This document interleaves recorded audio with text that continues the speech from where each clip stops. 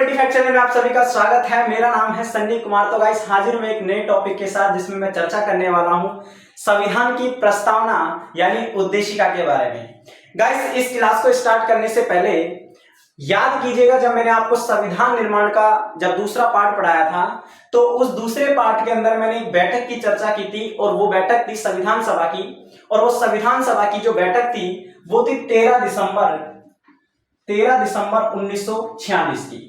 ठीक है, आप अगर संविधान निर्माण का पार्ट दूसरा अगर आप जाकर देखेंगे तो आपको पता चलेगा कि मैंने लगभग 19 और 20 मिनट के बीच में चर्चा की थी इस तीसरी बैठक की। ये जो तीसरी बैठक थी संविधान सभा की तीसरी बैठक, इसकी चर्चा मैंने लगभग 19 व 20 मिनट के बीच में कर रखी है।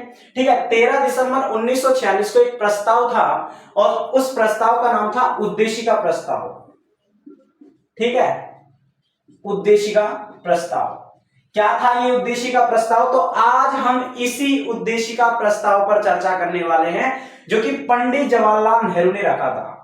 ठीक है, आप जाकर देख सकते हैं, मैंने आपको पहले भी बताया था जब दूसरा पार्ट में पढ़ा रहा था संविधान निर्माण का, तो मैंने आपसे कहा था कि एक क्लास हम इस उद्देशिका प्रस्ताव पर भी करेंगे कि पंडित जवाहरलाल नेहरू ने ये उद्देशिका प्रस्ताव क्यों रखा, इसके पीछे के उद्देश्य क्या थे। ठीक है, और इस उद्देशिका प्रस्ताव का अर्थ क्या है ये हम आने वाली नेक्स्ट क्लास के अंदर जान लेंगे। लेकिन आज हम ये समझते हैं कि पंडित जवाहरलाल नेहरू जी के द्वारा जो ये उद्देशिका प्रस्ताव जो संविधान सभा की तीसरी बैठक में 13 दिसंबर 1946 को रखा गया था, इसके पीछे का उद्देश्य क्या था, पंडित जवाहरलाल नेहरू जी के मन में क्या चल रहा था इस प्रस्ताव को लेकर जो उन्होंने 13 दिसंबर 1946 को रखा था। ठीक है, तो आज हम इसी प्रस्ताव पर चर्चा करने वाले हैं, इसी उद्देशिका प्रस्तावना पर चर्चा करने वाले हैं। ठीक है, तो 13 दिसंबर, यहां से आप ये चीज क्लियर कीजिए कि 13 दिसंबर 1946 को एक प्रस्ताव संविधान सभा की तीसरी बैठक में पंडित जवाहरलाल नेहरू जी के द्वारा ठीक है रखा गया था। और वो प्रस्ताव क्या था, ठीक है, वो मैं आपको पढ़कर सुनाने वाला हूं कि ये प्रस्ताव है क्या, उद्देशिका, यानी कि पंडित जवाहरलाल नेहरू जी ने जो वो उद्देशिका प्रस्ताव रखा था उस प्रस्ताव के बाद में हमारे संविधान सभा ने क्या निर्णय लिया और संविधान सभा ने उस प्रस्ताव के बारे में क्या कहा, ये सारी बातें आज हम जान लेंगे। और वो प्रस्ताव था क्या, तो ध्यान से सुनिएगा। मैं पहले उस प्रस्ताव को, उस उद्देशिका को मैं आपको पढ़कर सुनाता हूं वो क्या था। ठीक है, तो ध्यान से सुनिएगा। हम भारत के लोग भारत को संपूर्ण प्रभुत्व संपन्न समाजवादी पंथ निरपेक्ष लोकतंत्रात्मक गणराज्य बनाने के लिए तथा उसके समस्त नागरिकों को सामाजिक, आर्थिक, राजनीतिक न्याय, विचार, अभिव्यक्ति, विश्वास, धर्म और उपासना की स्वतंत्रता, प्रतिष्ठा, अवसर की समता प्राप्त कराने के लिए तथा उन समय व्यक्ति की गरिमा, राष्ट्र की एकता, अखंडता को सुनिश्चित करने वाली बंधुता बनाने के लिए दृढ़ संकल्प होकर अपनी संविधान सभा में आज तारीख 26 नवंबर 1949 को एक्ट द्वारा इस संविधान को अंगीकृत, अधिनियमित और आत्मर्पित करते हैं। दोस्तों, जो मैंने आपको ये सुनाई है ना, ये जो उद्देशिका मैंने आपको सुनाई है, ये आपको हर एनसीईआरटी की बुक के पीछे देखने को मिलेगी। मैं एग्जांपल देना चाहूंगा कि मेरे पास है ये 11th व 12th की बुक है। ठीक है, और इस 11th 12th की बुक के पीछे देखिए ये उद्देशिका है। उद्देशिका जो नीचे लिखी हुई है कि हम भारत के लोग भारत को संपूर्ण प्रभुत्व संपन्न, ये उद्देशिका आपको हर एक बुक के पीछे देखने को मिल जाएगी कि कोई सी भी बुक हो, उस बुक के पीछे आपको ये उद्देशिका देखने को मिल जाएगी। तो हम इसी उद्देशिका के बारे में चर्चा करते हैं, क्योंकि देखिए उद्देशिका, हम इसे उद्देशिका भी कहते हैं, हम इसे उद्देशिका भी कह सकते हैं, हम इसे प्रस्तावना भी कह सकते हैं। ठीक है, और हम इसे प्रिम्बल भी कह सकते हैं, हम इसे प्रिम्बल भी कह सकते हैं, यानी तीनों नाम एक ही हैं। हम इसे उद्देशिका भी कह सकते हैं, प्रस्तावना भी कह सकते हैं, प्रिम्बल भी कह सकते हैं। आज की इस क्लास के अंदर मैं उद्देशिका भी कह सकता हूं, प्रस्तावना भी कह सकता हूं, प्रिम्बल भी कह सकता हूं, तीनों नाम एक ही। आपको ये दिमाग में रखना है कि जो तीनों नाम है ना वो एक ही हैं। तो चलिए शुरू करते हैं। क्या था पंडित जवाहरलाल नेहरू जी का वो उद्देश्य प्रस्ताव? देखिए, सबसे पहले तो इस क्लास में मैं काफी सारे एग्जाम्पल ऐसे ही दूंगा जो आपको लगेगा कि सर क्लास से हटकर कहां चले गए, अर्थात ये क्लास जो चल रही है, जो हमारी उद्देशिका प्रस्तावना पर जो ये क्लास चल रही है, इस क्लास से हटकर मैं कुछ ऐसे एग्जाम्पल देना चाह रहा हूं जो आपको समझ में आ जाए कि उद्देशिका है क्या। अगर मैं आपसे पूछूं कि उद्देशिका का मतलब क्या है तो आप क्या जवाब दोगे? ठीक है, तो उद्देशिका, देखिए यहां पर तो लिखा हुआ है उद्देशिका, लेकिन उद्देशिका और उद्देश्य किसी भी कार्य को करने से पहले जो उद्देश्य सेट होते हैं ना, वही है उद्देश्य।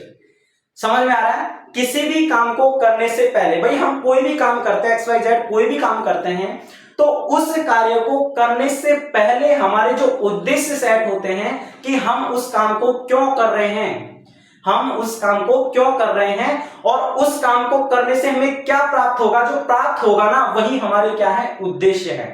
समझ में आ रहा है दोस्तों? जब माउंटबेटन प्लान आया और लगातार इंडियन नेशनल कांग्रेस संविधान वो आजादी की लड़ाई लड़ रही थी, ठीक है, आजादी की मांग कर रही थी, और आजादी के साथ साथ हमारी संविधान की भी मांग थी। तो हम संविधान की मांग तो कर रहे थे, लेकिन हमें यह नहीं पता था कि हम जिस संविधान, जिस आयाम, जिस किताब, जिस नियमों की किताब को हम लिखने जा रहे हैं, उस नियमों की किताब में हम लिखेंगे क्या। भाई संविधान निर्माता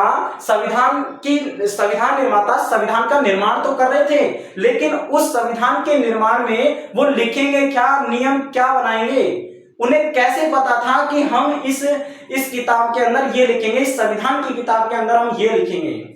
ठीक है भाई, हम कोई भी काम करते हैं XYZ, जब हम कोई भी बुक लिखते हैं ना, आप कोई सी भी बुक उठाकर देख लीजिए, कोई भी बुक लिखी होती है ना, तो उस बुक के पीछे एक भूमिका के नाम से स्टार्टिंग में कुछ लिखा होता है। और क्या लिखा होता है? उस बुक के बारे में लिखा होता है कि वो बुक किससे संबंधित है, वो बुक किस लिए लिखी गई है। ये सारी बातें है ना, उस भूमिका के अंदर आपको पता चल जाएगी। क्योंकि जब कोई भी काम हम करते हैं ना, तो उस काम को करने से पहले हमारी एक भूमिका होती है दिमाग में कि एक उद्देश्य सेट होता है कि हम उस बुक को क्यों लिख रहे हैं। मैंने कहा ना कि उद्देश्य वही है जो हम किसी काम को करने से पहले जो हमारे उद्देश्य सेट होते हैं ना। एक एग्जांपल अगर मैं देना चाहूं, तो देखिए, जैसे कि माना कि हमें कहीं घूमने जाना है, ये मेरा एग्जांपल है। अभी आप इस पर गौर मत कीजिए कि मैं प्रस्तावना पढ़ा रहा हूं, मैं एक एग्जांपल दे रहा हूं, उसके बाद मैं आपको रिलेट करूंगा इस उद्देशिका से। ठीक है, माना कि हम कहीं घूमने जा रहे हैं, हमने पिताजी से कहा कि पिताजी हमें घूमने जाना है। पिताजी ने कहा कि बेटा जाओ, कोई दिक्कत नहीं है। लेकिन एक बात ध्यान से सुन लेना कि अगर आप चाहे कभी भी जाओ, आप चाहे मॉर्निंग में कभी भी यहां से निकलो, लेकिन आपको दोपहर के 12 बजे तक वापस आना है। दोपहर के 12 बजे तक आपको क्या करना है? वापस आना है। ठीक है भाई, अब ये पिताजी ने हमें क्या दे दिया? उद्देश्य दे दिया कि भाई अब तक तो हम निश्चिंत होकर जा रहे थे कि कोई दिक्कत नहीं, कभी भी आ जाएंगे, ठीक है, और किसी भी समय आ जाएंगे, हमें कोई दिक्कत ही नहीं है। लेकिन अब पिताजी ने हमें क्या दे दिया? उद्देश्य दे दिया कि अब हमें क्या करना है? 12 बजे से पहले पहले आना है घर पर। ठीक है, तो जब पिताजी ने हमें ये उद्देश्य दिया, तो हम क्या करेंगे? अब नियम बनाना स्टार्ट करेंगे। हमारे दिमाग में नियम बनना शुरू हो जाएंगे। कैसे? कि भाई देखो, 7 बजे तो हमें यहां से निकलना है, 7 बजे तो निकलना है, ठीक है, 8 बजे तक हमें वहां पर पहुंचना है। ठीक है, ये हमारे नियम बनना, दिमाग में नियम बनने स्टार्ट हो गए कि भाई 7 बजे हमें यहां से निकलना है, 8 बजे वहां पर पहुंचना है। ठीक है, जैसे कि माना कि हम किसी धाम की परिक्रमा देने जा रहे हैं, तो 8 बजे वहां पर पहुंचकर हमें 8 बजे से परिक्रमा को स्टार्ट करना है। कब तक? 9 बजे तक। ठीक है, परिक्रमा हमें 9 बजे तक कंप्लीट करनी है, परिक्रमा पूरी करनी है 9 बजे तक। ठीक है, पूरी करनी है। ठीक है, 9 बजे तक, 8 बजे वहां पर पहुंचकर 9 बजे तक हमें परिक्रमा पूरी करनी है। ठीक है, 10 बजे तक हमें वहां पर कुछ खाना पीना है, ठीक है, घूमना है, फिरना है। ठीक है, और 11 बजे वहां से हमें निकलना है। और इस तरीके से हम 12 बजे से पहले यानी कि या तो 11 बजे या 12 बजे हम यहां पर क्या हो जाएंगे? वापस आ जाएंगे। तो हमने ये जो नियम बनाए ना, ये नियम क्यों बनाए? क्योंकि हमारा जो उद्देश्य क्या है? हमारा उद्देश्य है कि हमें 12 बजे से पहले घर पर वापस आना है। हमारा उद्देश्य क्या है कि हमें 12 बजे, पिताजी ने कहा था कि भाई हमें 12 बजे से पहले घर पर आना है। तो हमारा जैसे ही उद्देश्य सेट हो गया, तो हमारे नियम भी बनना दिमाग में स्टार्ट हो गए कि भाई ठीक है, हमें निकलना इस टाइम पे है, पहुंचना इस टाइम पे है, परिक्रमा पूरी इस टाइम पे करनी है, और वहां से फिर हमें निकलकर यहाँ इतने बजे पहुंचना है। तो इस तरीके से हमारा उद्देश्य क्या हो जाएगा? क्लियर हो जाएगा। ठीक है, और अगर नियमों में गड़बड़ हो गई है, जैसे कि नियमों में अगर हमारे कुछ भी गड़बड़ हो जाती है, तो सिंपल सी बात है, टाइम मैनेजमेंट नहीं हो पाएगा। टाइम मैनेजमेंट नहीं हो पाएगा तो जो हमारा उद्देश्य था ना, वो भी क्या हो जाएगा? खराब हो जाएगा। अर्थात जो हमसे पिताजी ने जो कहा था वो उद्देश्य भी हमारा बिगड़ जाएगा और 12 की बजाय 1 बजे भी वापस आ सकते हैं। तो इस तरीके से उद्देश्य, सबसे पहले हम जब कोई भी नियम बनाते हैं ना तो उसके पीछे के उद्देश्य सेट होते हैं, और अगर हमारे नियम अच्छी तरीके से चल रहे हैं तो सिंपल सी बात है, हमारा जो उद्देश्य होगा ना वो अच्छी तरीके से, सही तरीके से लागू होगा और अच्छी तरीके से कंप्लीट हो जाएगा। ठीक है, अगर देखो आप कहोगे कि सर इस एग्जांपल से समझ में नहीं आया, हमें एक और एग्जांपल दीजिए।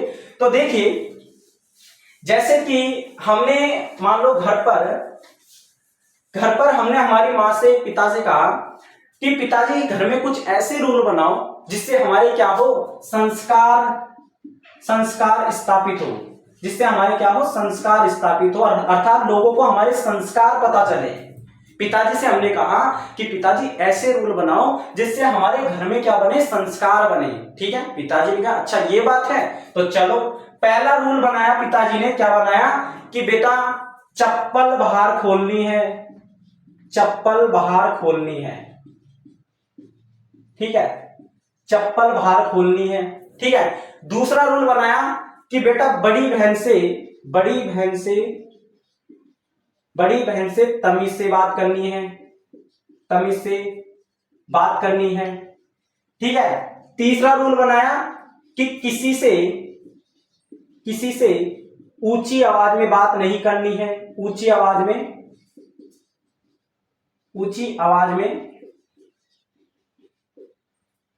बात नहीं करनी है।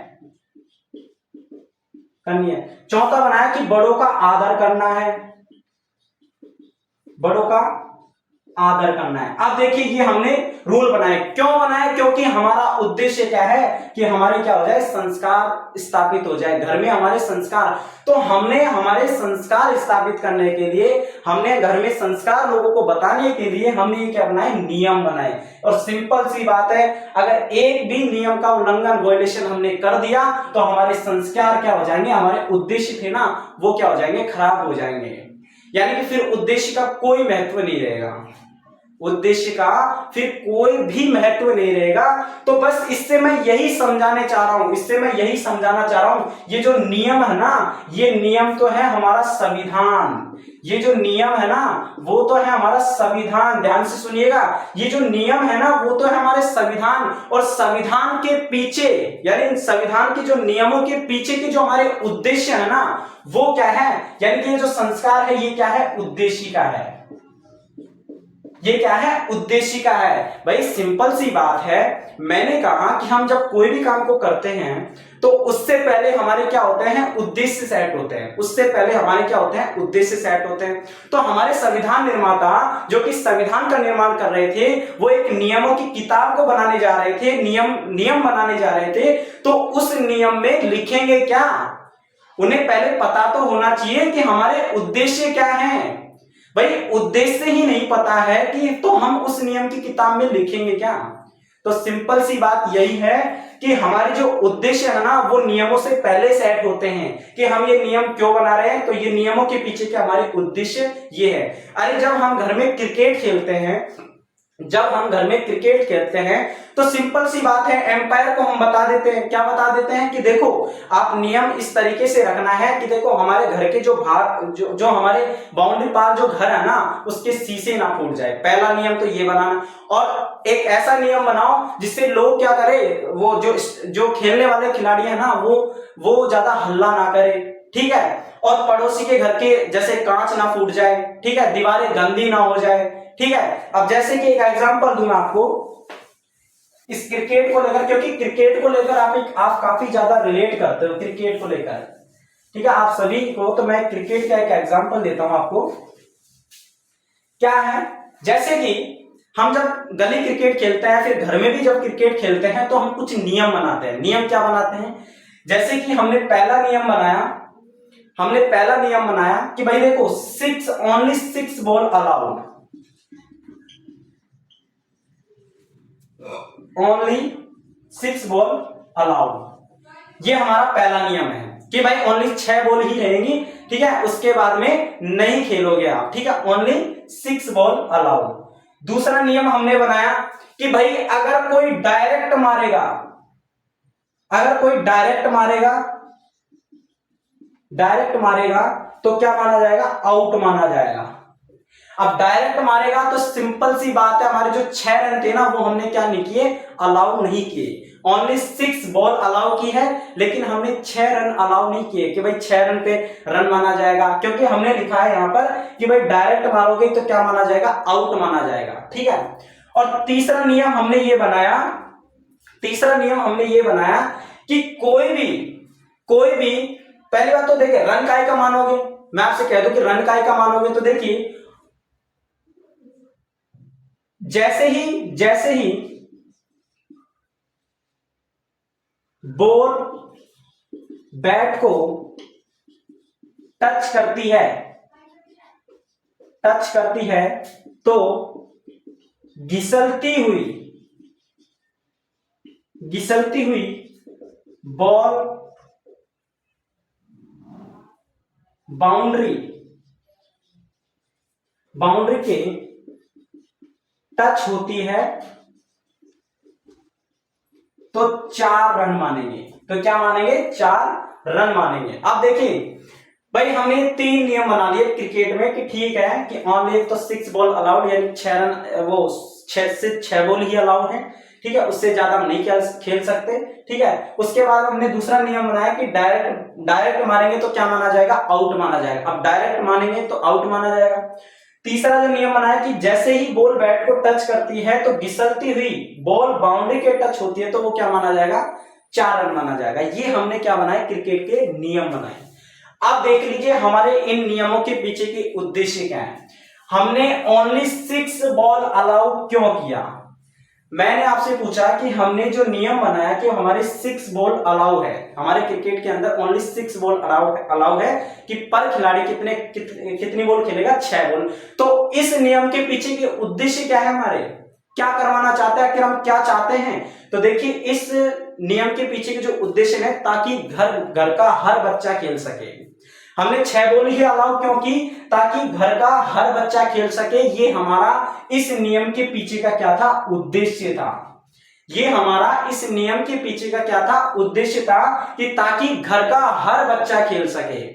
ठीक है। हमने ये नियम क्यों बनाया, क्योंकि हमारे पीछे का उद्देश्य क्या है, ताकि घर का हर बच्चा खेल सके। ठीक है। दूसरा नियम बनाया हमने कि डायरेक्ट मारेगा तो क्या माना जाएगा, आउट माना जाएगा। डायरेक्ट माने जैसे कि हमने मारा और मारने के बाद में सीधी बॉल जाकर बाउंड्री के बाहर गई, हमने डायरेक्ट मारा तो क्या माना जाएगा, आउट माना जाएगा। अब ये नियम हमने क्यों बनाया, ये नियम हमने इसलिए बनाया क्योंकि बाउंड्री के बाहर अगर बॉल गई तो सिंपल सी बात है, वहां पर जो मकान है ना उनके कांच भी फूट सकते हैं। इसी वजह से ये हमारा उद्देश्य था कि उनके कांच ना फूटे। ये तो था पहला उद्देश्य। ठीक है। दूसरा उद्देश्य इस नियम को पीछे का हमारा ये था कि अगर कोई डायरेक्ट मारेगा तो सिंपल सी बात है, पड़ोसी के घर में भी बॉल जा सकती है, और पड़ोसी के घर में जैसे ही बॉल जाएगी तो पड़ोसी बॉल नहीं देगा। ये हमारा उद्देश्य था। इस नियम के पीछे का उद्देश्य क्या था कि भाई अगर कोई डायरेक्ट मारेगा तो पड़ोसी के घर में बॉल जा सकती है, और पड़ोसी हमारे क्या नहीं देगा, बॉल नहीं देगा, क्योंकि वो थोड़े खड़ूस टाइप के है और हमें पता है कि वो बॉल नहीं देंगे। इसलिए हमने क्या बना दिया नियम कि भाई डायरेक्ट मारेंगे ना तो क्या माना जाएगा, आउट माना जाएगा, कि भाई बैट छोड़ दो, आप क्या हो, आउट हो। ठीक है। तो अब हमारे अंदर क्या बैठ गया, भय बैठ गया कि भाई डायरेक्ट नहीं मारना है। क्यों, क्योंकि हमारे उद्देश्य क्या है कि अगर पड़ोसी के घर में बॉल गई तो क्या माना जाएगा, आउट माना जाएगा। तो अब हमें डायरेक्ट नहीं मारना है, ये हमारे क्या है, उद्देश्य है। क्यों, क्योंकि डायरेक्ट मारेंगे तो पड़ोसी बॉल नहीं देगा हमारी। ठीक है। और पड़ोसी के घर के कांच भी फूट सकते हैं। ठीक है। उसके बाद में तीसरा नियम क्या बनाया हमने, तो जैसे बॉल बैट को टच करती है तो घिसलती हुई बॉल बाउंड्री के टच होती है तो क्या रन मानेंगे, 4 रन मानेंगे। भाई 6 रन का तो हमने अलाउ किया ही नहीं। क्यों नहीं किया, क्योंकि 6 रन में हमें डायरेक्ट मारना था, और डायरेक्ट मारेंगे तो हमने पहले ही उद्देश्य सेट थे हमारे कि भाई डायरेक्ट मारेंगे तो हमारे जो पड़ोसी के घर में भी बॉल जा सकते हैं और वो वापस नहीं देगा। ठीक है। तो 6 रन का तो हमने सिस्टम ही नहीं किया। फिर हमारे प्रश्न ये उठा कि भाई 4 रन का ही का मानोगे, तो हमने कहा कि भाई अगर बॉल बैट को टच होती है और घिसलती हुई 4 रन पर जाकर बाउंड्री पर टच होती है तो उसके क्या मानेंगे, 4 रन मानेंगे। इसके पीछे के उद्देश्य ये थे कि ताकि कोई ऊपर उठाकर बॉल ना मारे। ठीक है। और अगर मैं अगर चौथा नियम और आपको बताऊं कि 1 टिप 1 हैंड आउट, क्या, one tip one hand out, कि भाई क्या है, वन टिप वन हैंड, अगर एक टप्पा खाकर बॉल एक हाथ से हमने पकड़ ली, जैसे कि खिलाड़ी ने मारा, बॉल में मारा और उस बॉल ने एक टप्पा खाया और हमने एक हाथ से पकड़ ली, जिसे आम भाषा में हम वन टिप पे आउट कहते हैं।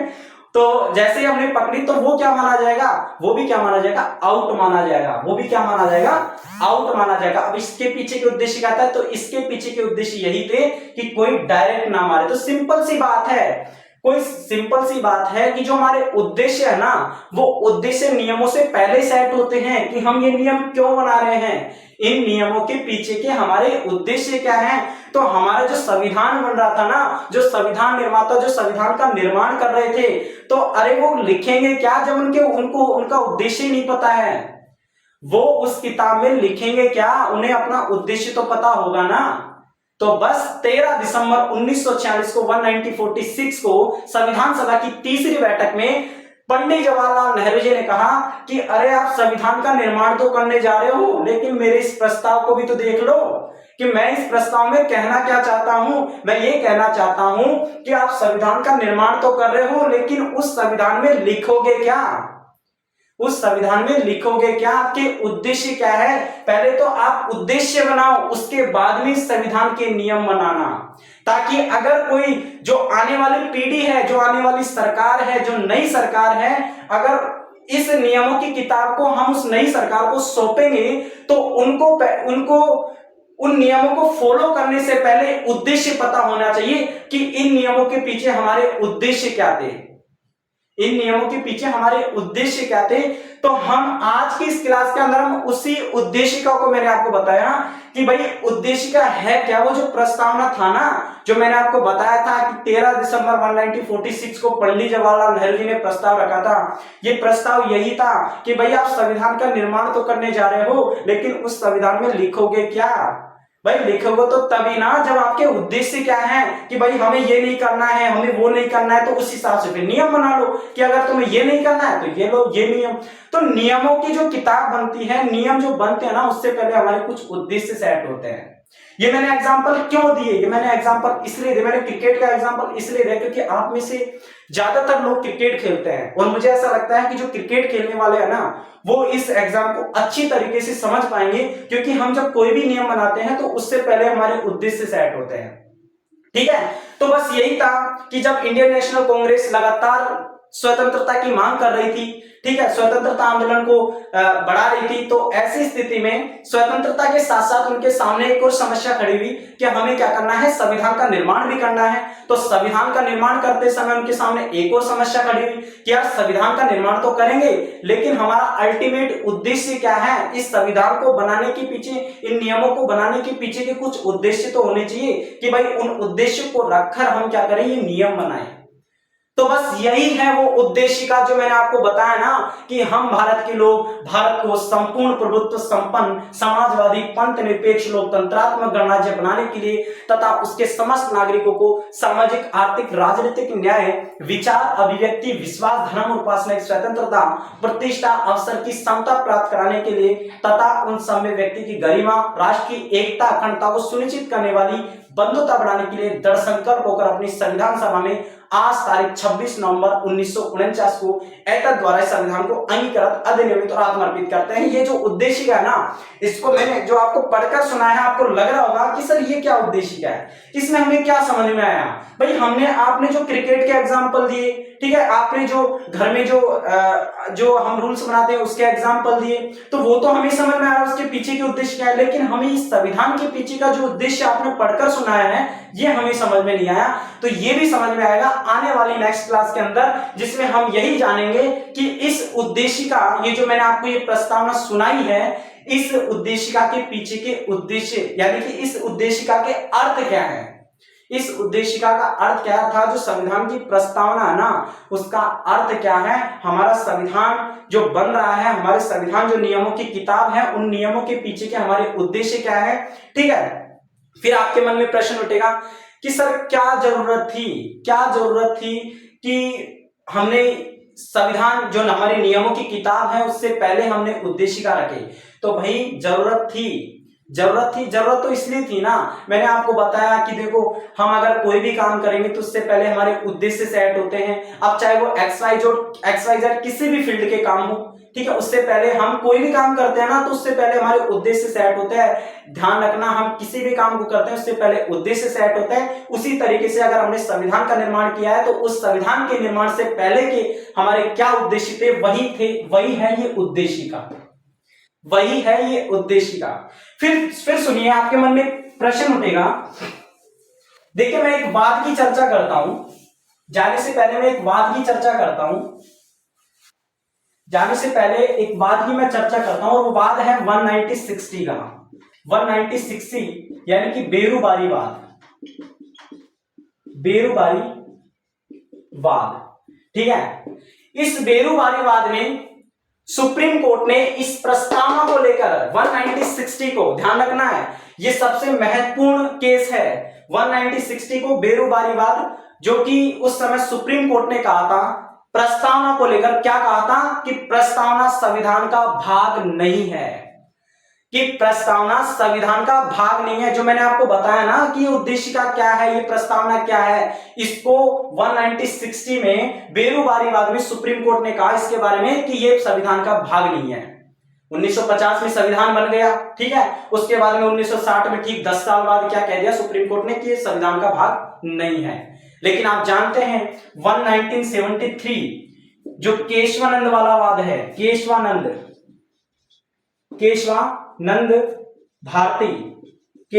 भारतीवाद, जिसके अंदर सुप्रीम कोर्ट ने क्या कहा था कि प्रस्तावना संविधान का भाग है और उसमें उसी तरीके से संशोधन किए जाएंगे जिस तरीके से संविधान में किए जाते हैं। 1973 केशवानंद भारती वाला वाद, जिसमें सुप्रीम कोर्ट ने कहा कि प्रस्तावना संविधान का भाग है और उसमें उसी तरीके से संशोधन किए जाएंगे जिस तरीके से संविधान में किए जाते हैं, ठीक है। फिर आप कहोगे कि सर इस वाद में सुप्रीम कोर्ट ने ऐसा क्यों कहा कि भाई प्रस्तावना संविधान का भाग नहीं है, बल्कि आपने तो इसके महत्व हमें बता भी दिए कि इसका क्या महत्व है, इसका तो बहुत ज्यादा महत्व है, फिर सुप्रीम कोर्ट ने ऐसा क्यों कहा कि प्रस्तावना संविधान का भाग नहीं है। तो ध्यान से सुनिएगा, अब मैं दोबारा उसी एग्जाम्पल पर आता हूं।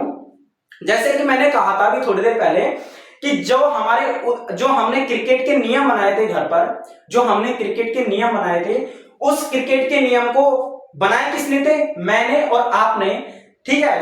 जो हमने ये नियम बनाए थे, तो जैसे हमने वो नियम बनाए तो अब हमारी आ गई फर्स्ट जनरेशन आ गई भाई। अब हमारी क्या आ गई, फर्स्ट जनरेशन आ गई, यानी कि हमारे बच्चे आ गए।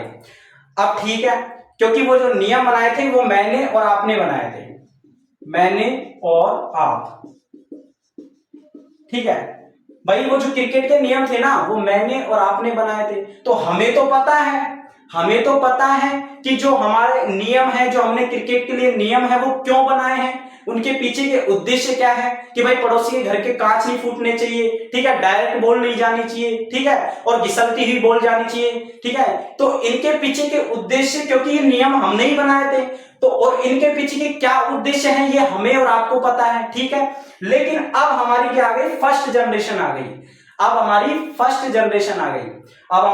जनरेशन आ गई, ठीक है। यानी कि अब हमारे बच्चे आ गए। अब बच्चों ने सोचा कि चलो ये बच्चों ने हमसे कहा कि पिताजी हमें क्या खेलना है, क्रिकेट खेलना है। मैं एक एग्जांपल दे रहा हूं, आप ऐसा मत समझना कि बच्चों ने कहा कि पिताजी हमें क्या खेलना है, क्रिकेट खेलना है। पिताजी ने कहा ठीक है बेटा खेल लो, लेकिन खेलने से पहले नियम सुन लो, हमारे क्रिकेट के नियम सुन लो खेलने से पहले। तो पिताजी ने कहा कि बेटा ये लो हमारे क्रिकेट के ये नियम है। तो उन नियमों को जैसे ही पिताजी ने अपने बेटे को बताया तो वो खेलने लग गया, क्रिकेट खेलने लग गया, ठीक है। और वो 1 महीने खेला, 2 महीने खेला, उस 2 महीने के बाद में उन्हें प्रश्न खड़ा करना शुरू कर दिया, क्या कि पिताजी आप ये नियम क्यों मान रहे हैं और हमसे क्यों मनवा रहे हैं। भाई ये नियम हमने उनको सौंपे तो सही, लेकिन उन्होंने प्रश्न खड़े करने शुरू कर दिए कि आप ये नियम क्यों मनवा रहे हैं हमसे, ठीक है। पिताजी ने कहा कि बेटा ये हमारी नियमों की रूल बुक में लिखा हुआ है, जो हमारी नियमों की किताब है ना उसमें लिखा हुआ है, क्रिकेट के जो नियम है उसमें लिखा हुआ है, ठीक है। या फिर हमने जो खुद ने बनाया तो वो हमारे नियम है, ठीक है। इसलिए हमने आपको ये नियम बताए हैं और आपको इन नियमों को फॉलो करते हुए हमारे साथ क्या खेलना है, क्रिकेट खेलना है।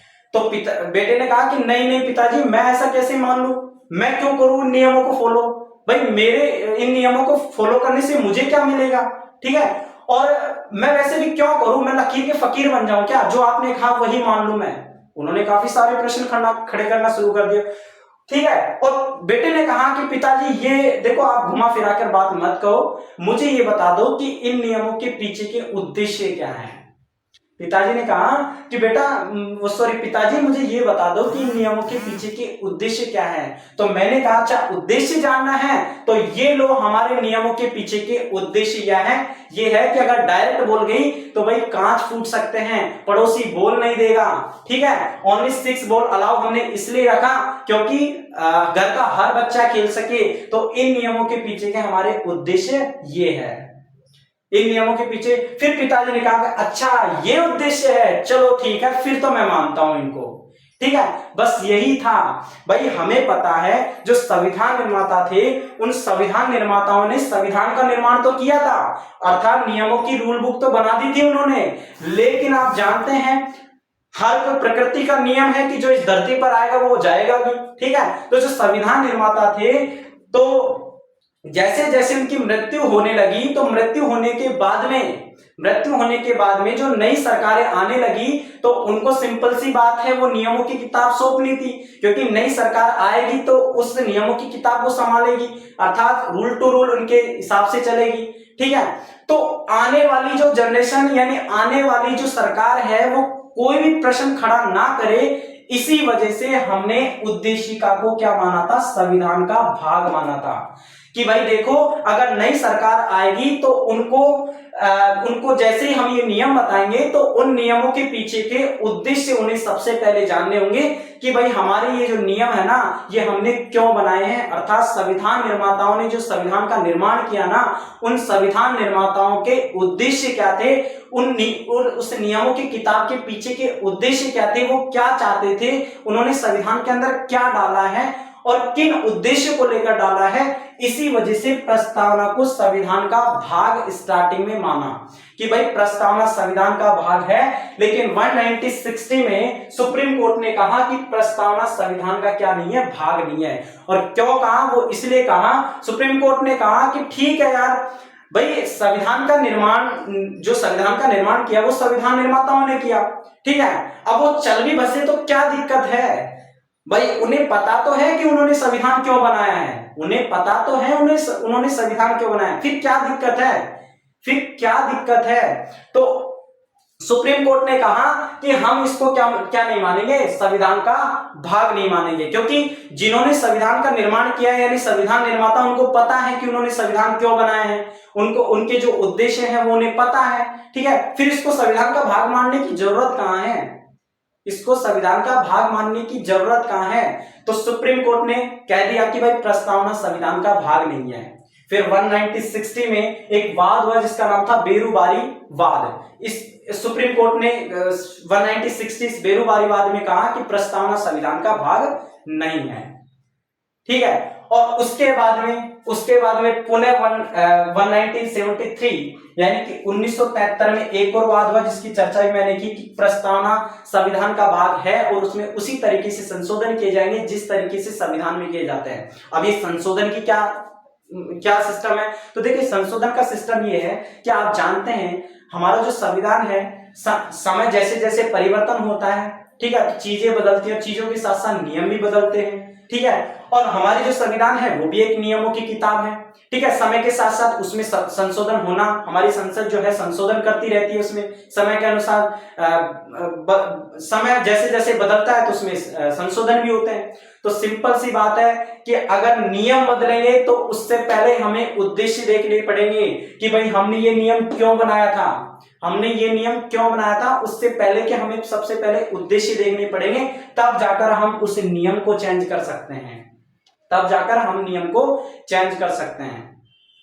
ठीक है, तो ये थी हमारी प्रस्तावना यानी उद्देशिका। उम्मीद है कि आपको ये उद्देशिका है क्या, ये प्रस्तावना है क्या, आपको अच्छी तरीके से समझ में आया होगा कि भाई संविधान को निर्माण करने से पहले हमारे संविधान निर्माताओं ने बैठ करके ये विचार किया और 13 दिसंबर 1946 को पंडित जवाहरलाल नेहरू जी ने प्रस्ताव रखा कि भाई तुम संविधान का निर्माण तो कर रहे हो, लेकिन इससे पहले कि उद्देश्य तो सेट करो कि भाई उद्देश्य क्या है हमारे उस संविधान को निर्माण करने के पहले।